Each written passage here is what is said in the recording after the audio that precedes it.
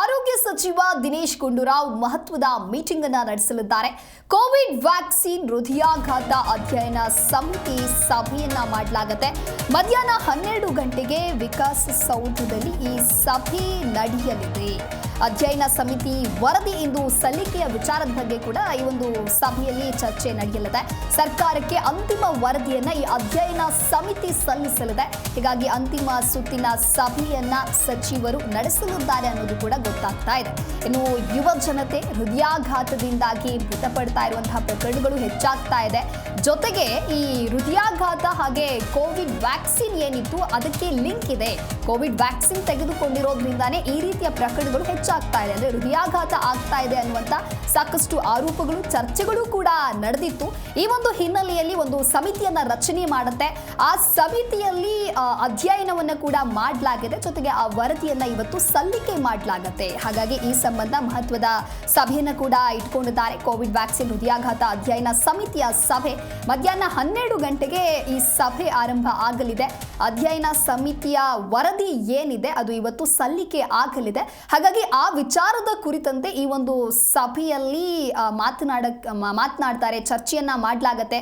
So ಆ ಒಂದು ವರದಿಗೆ ಸಂಬಂಧಪಟ್ಟಂತೆ ಯಾವ ನಿರ್ಧಾರವನ್ನ ತೆಗೆದುಕೊಳ್ತಾರೆ ಅನ್ನೋದಾಗಿಯೂ ಕೂಡ ಗೊತ್ತಾಗತ್ತೆ. ಈ ಕುರಿತಂತೆ ಮತ್ತಷ್ಟು ಮಾಹಿತಿಯನ್ನು ನೀಡಲಿದ್ದಾರೆ ನಮ್ಮ ಪ್ರತಿನಿಧಿ ಭವ್ಯ ಸುನೀಲ್ ದೂರವಾಣಿ ಸಂಪರ್ಕದಲ್ಲಿ. ಭವ್ಯ, ಇವತ್ತು ಆರೋಗ್ಯ ಸಚಿವ ದಿನೇಶ್ ಗುಂಡೂರಾವ್ ಮಹತ್ವದ ಮೀಟಿಂಗ್ ಅನ್ನ ಇಟ್ಕೊಂಡಿದ್ದಾರೆ. ಆದರೆ ಕೋವಿಡ್ ವ್ಯಾಕ್ಸಿನ್ ಹೃದಯಾಘಾತದ ಅಧ್ಯಯನ ಸಮಿತಿಯನ್ನ ಈಗಾಗಲೇ ರಚನೆ ಮಾಡಿ ಅಧ್ಯಯನ ಮಾಡಾಗಿದೆ. ಸೊ ಅದರ ಒಂದು ರಿಸಲ್ಟ್ ಏನು ಅಂತ ಹೇಳಿ ಇವತ್ತು ವರದಿಯನ್ನ ಕೂಡ ಸಲ್ಲಿಕೆ ಮಾಡಲಾಗುತ್ತೆ. ಹಾಗಾಗಿ ಈ ಮಹತ್ವದ ಸಭೆಯಲ್ಲಿ ಏನೆಲ್ಲ ನಿರ್ಧಾರ ಆಗಬಹುದು, ಈ ಕುರಿತಂತೆ ಡೀಟೇಲ್ಸ್ ಕೊಡ್ತಾ ಹೋಗೋದಾದ್ರೆ? ವೇದಾಸ್, ರಾಜ್ಯದಲ್ಲಿ ಕೋವಿಡ್ ಸೋಂಕಿನ ನಂತರ ಹೃದಯಾಘಾತ ಪ್ರಕರಣಗಳು ಕೂಡ ಹೆಚ್ಚಾಗ್ತಾ ಇರುವಂತದ್ದು. ಪ್ರಮುಖವಾಗಿ ಹಾಸನದಲ್ಲಿ ಸುಮಾರು 36ಕ್ಕೂ ಹೆಚ್ಚು ಮಂದಿಗೆ ಹೃದಯಾಘಾತ ಆಗಿರುವಂತದ್ದು. ಈ ಹಿನ್ನೆಲೆಯಲ್ಲಿ ಸಿದ್ದರಾಮಯ್ಯ ಅವರ ಸೂಚನೆ ಮೇರೆಗೆ ಜಯದೇವ ಆಸ್ಪತ್ರೆಯ ಡೈರೆಕ್ಟರ್ ರವೀಂದ್ರನಾಥ್ ನೇತೃತ್ವದಲ್ಲಿ ಒಂದು ಸಮಿತಿಯನ್ನ ರಚನೆ ಮಾಡಲಾಗಿತ್ತು. ಆ ಸಮಿತಿ ಹೃದಯಾಘಾತಕ್ಕೆ ಕಾರಣವೇನು ಅನ್ನೋದ್ರ ಬಗ್ಗೆ ಒಂದು ರಿಪೋರ್ಟ್ ಅನ್ನ ಸಬ್ಮಿಟ್ ಮಾಡಿರುವಂತದ್ದು. ಸೊ ಹೀಗಾಗಿ ಇವತ್ತು ಆರೋಗ್ಯ ಇಲಾಖೆ ಸಚಿವರಾದಂತಹ ದಿನೇಶ್ ಗುಂಡೂರಾವ್ ಸೇರಿದಂತೆ ಇತರೆ ಹಿರಿಯ ಅಧಿಕಾರಿಗಳನ್ನೊಳಗೊಂಡಂತೆ ಇವತ್ತು ಸಭೆ ನಡೆಸ್ತಾರೆ. ಈ ಸಭೆಯಲ್ಲಿ ಪ್ರಮುಖವಾಗಿ ಅಂದ್ರೆ ಮುಂಜಾಗ್ರತಾ ಕ್ರಮವಾಗಿ ಯಾವೆಲ್ಲ ಕ್ರಮವನ್ನ ಕೈಗೊಳ್ಬಹುದು, ಯಾಕಂದ್ರೆ ತಜ್ಞರ ವರದಿಯಲ್ಲಿ ಬಹಳಷ್ಟು ವಿಚಾರಗಳನ್ನ ಕೂಡ ಪ್ರಸ್ತಾಪ ಮಾಡಿದ್ದಾರೆ. ಅಂದ್ರೆ ಬಹಳಷ್ಟು ಜನರನ್ನ ಅಧ್ಯಯನಕ್ಕೆ ಕೂಡ ಒಳಪಡಿಸಿದ್ದಾರೆ. ಪ್ರಮುಖವಾಗಿ ಬೆಂಗಳೂರು ಸೇರಿದಂತೆ ತುಮಕೂರು ಆಗಿರ್ಬೋದು, ಮಂಡ್ಯ, ಕೋಲಾರ, ರಾಮನಗರ, ಹೀಗೆ ಕರ್ನಾಟಕದ ಇತರೆ ಜಿಲ್ಲೆಗಳಿಂದ ಟೋಟಲ್ ಆಗಿ 22% ರೋಗಿಗಳನ್ನ ಅಧ್ಯಯನಕ್ಕೆ ಒಳಪಡಿಸಿರುವಂತದ್ದು. ಈ ಸಂದರ್ಭದಲ್ಲಿ ಪ್ರಮುಖವಾಗಿ ನಗರದಲ್ಲಾಗಿರ್ಬೋದು, ಜಿಲ್ಲೆಗಳಲ್ಲಾಗಿರ್ಬೋದು ಹೃದಯ ಸಂಬಂಧಿ ಕಾಯಿಲೆ ಹೆಚ್ಚಳಕ್ಕೆ ಜೀವನ ಶೈಲಿಯ ಪ್ರಮುಖ ಕಾರಣ ಎನ್ನುವುದು ಕೂಡ ಬಯಲಾಗಿದೆ.